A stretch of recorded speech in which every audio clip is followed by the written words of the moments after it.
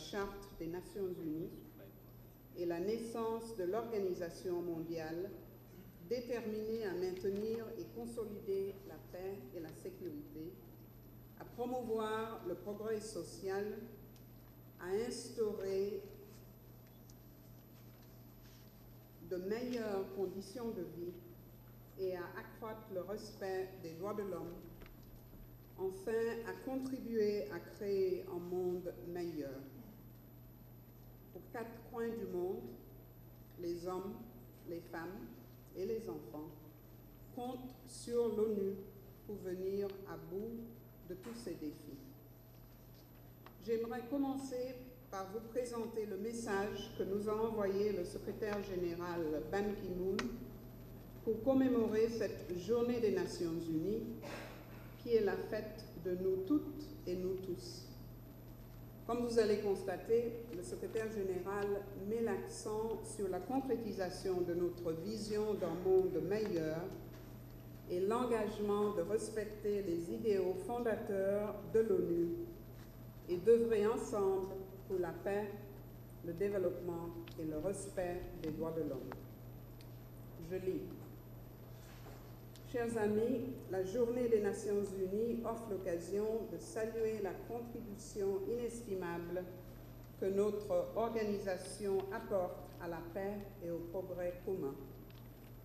C'est également l'occasion de réfléchir à ce que nous pouvons faire pour concrétiser notre vision d'un monde meilleur. Les affrontements qui font rage en Syrie constituent notre plus grand défi en matière de sécurité.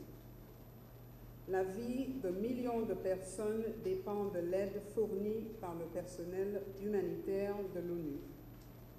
Les experts des Nations Unies travaillent main dans la main avec les collègues de l'organisation pour l'interdiction des armes chimiques, lauréate du prix Nobel de la paix sur la destruction des stocks de ces armes en Syrie.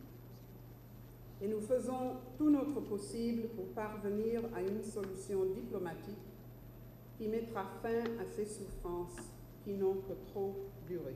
Une mission de maintien de la paix ne s'occupe pas seulement de la sécurité et de la stabilisation d'un pays, mais touche également plusieurs facettes d'activités autant importantes, dont notamment l'assurance qu'un état de droit se présente. En tant que représentant spécial adjoint, je suis responsable de m'assurer que le support apporté à l'État haïtien se focalise dans l'achèvement d'un état de droit.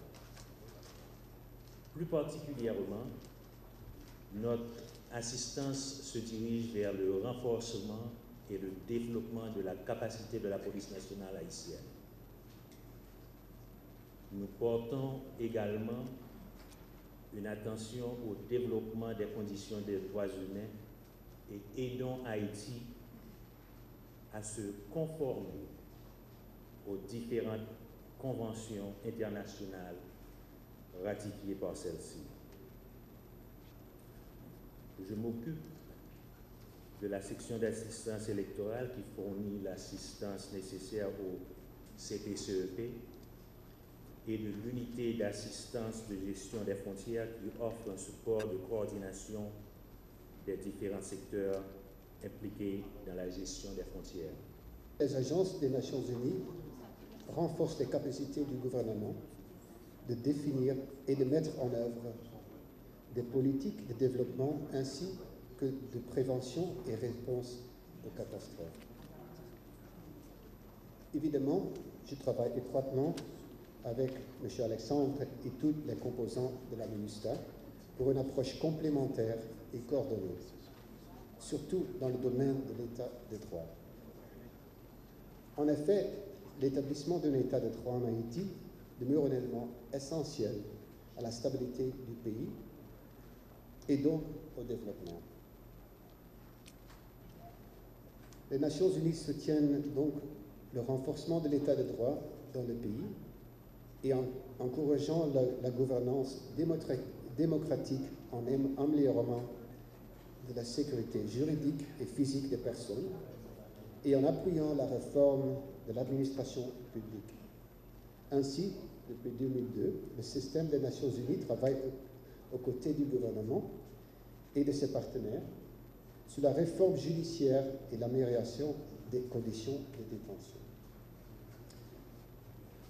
Cependant, le problème de la détention provisoire prolongée ne peut être résolu à terme que par une action au niveau de toute la chaîne pénale, donc police, justice et système pénitentiaire.